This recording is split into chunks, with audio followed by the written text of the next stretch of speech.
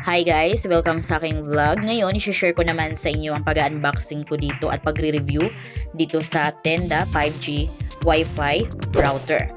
So, bago yan, kung kayo ay bago sa aking vlog, please consider to subscribe para updated kayo lagi sa ating mga video. So guys, kung kayo ay naghahanap ng pamalit ng inyong home Wi-Fi tulad ng mga PLDT, Converge at iba pa, so ito mas maganda ding pamalit para sa inyong home Wi-Fi. So ito ay niluludan lamang at depende kung ano yung SIM card na ginagamit ninyo. So ito is nabili ko sa Shopee worth 9,000 plus, pero kung kayo ay may discount voucher, ito ay 8,000 plus na lamang.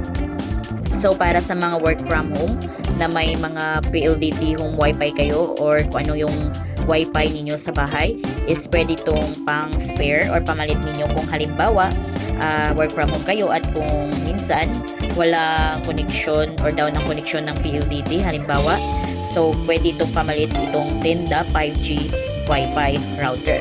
So ito ay open line, kahit anong SIM card ang gagamitin nyo dito is pwede. At ito na din is 5G na. So meron din silang 4G guys, mas mura yung 4G nila. But itong 5G na ito is mas maganda kung gusto nyo ng mas malakas, lalo na sa mga area. Kung halimbawa mas malakas yung 5G or merong 5G sa area ninyo, so mas maganda kung pipiliin nyo itong Tenda 5G router Wi-Fi. Ayan, may kasama na din yung manual at may kasama na rin yung LAN cable. Kung kayo ay may computer, so diretso connect ko na yung internet niyo sa computer niyo. So mas mabilis kung nakakonect yung LAN cable sa computer niyo.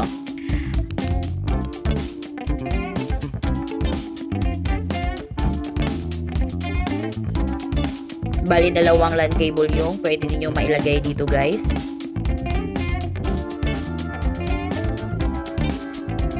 So katulad lang to sa ating Wi-Fi guys, halimbawa PLDT Wi-Fi, na pwede nating ma-change yung Wi-Fi name at saka yung password.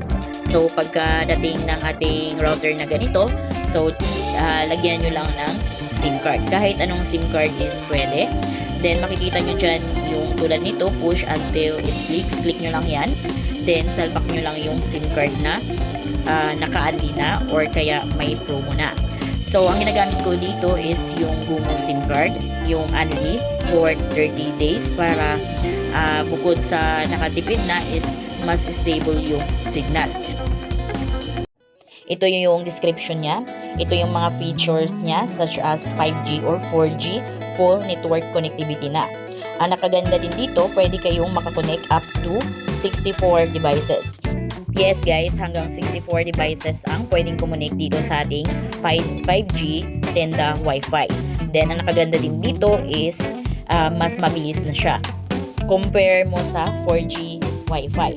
So, kung kayo ay halimbawa, second floor yung bahay ninyo, may second floor yung bahay ninyo, so mas maganda na bumili na rin kayo ng Wi-Fi extenders.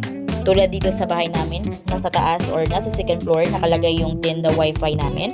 So, hindi gaano kalakas yung Wi-Fi sa baba. So, ang ginawa ko is, nagbili ako ng kahit anong brand ng extender Wi-Fi is pwede. So, malakas na rin yung Tenda Wi-Fi sa baba, kahit nasa taas yung ating Tenda router Wi-Fi.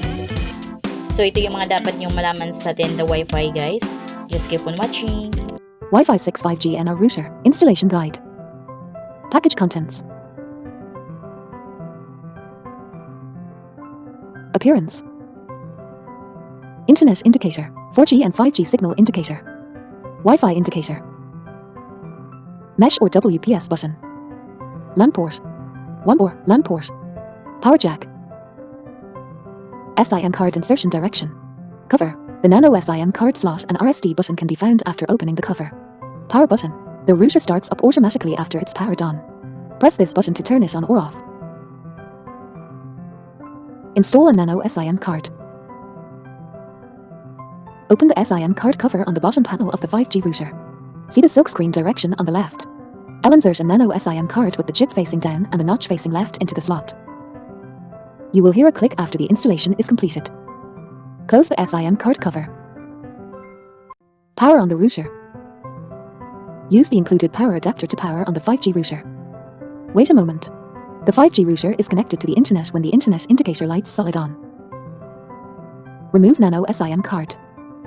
If the internet indicator doesn't turn solid on, you can replace Nano SIM card and try again. Open the SIM card cover on the bottom of the 5G router. Press the Nano SIM card. When you hear a click, the Nano card is removed successfully. Access the internet.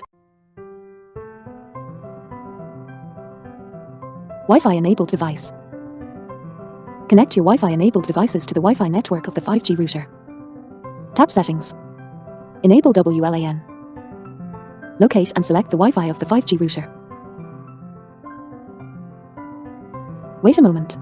The connection is successful. Enjoy the internet.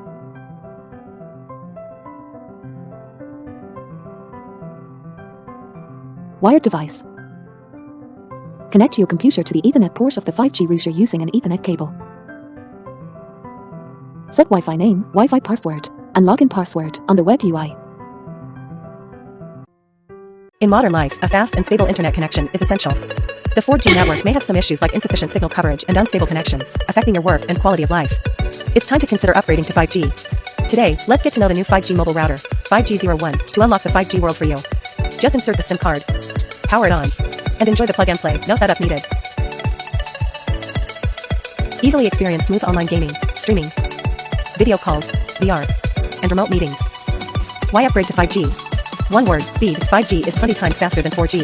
We hope your home and office can enjoy a superior internet experience. Ngayon, i-rate na natin tong Tenda Wi-Fi. So, almost 6 months na namin tong ginagamit, guys. So far, okay naman. Wala naman kaming... So, ang ginawa ko, dahil minsan, may maintenance yung StreamTech. So, 2 to 3 days is wala kaming Wi-Fi. So, work from home ako.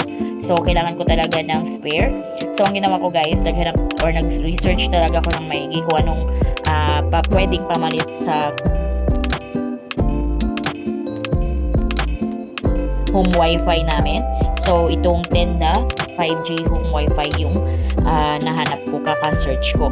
So, okay naman siya. Wala naman akong masabing negative masyado sa Tenda wifi na ito. So, minsan lang naman, bihira lang, medyo mahina yung signal. Siguro dito din sa area namin. Pero most of the time, okay naman yung signal, malakas naman. So, okay na okay siya sa akin pamalit ng StreamTech or ibang Wi-Fi. Ayan, so kung kayo ay mga work from home at gusto nyo may spare kayo na internet, so try nyo itong Tenda 5G home Wi-Fi. So, ganun lang guys. So, kung kayo ay bago sa aking vlog, please consider to subscribe para updated kayo lagi sa ating mga videos. Thank you for watching!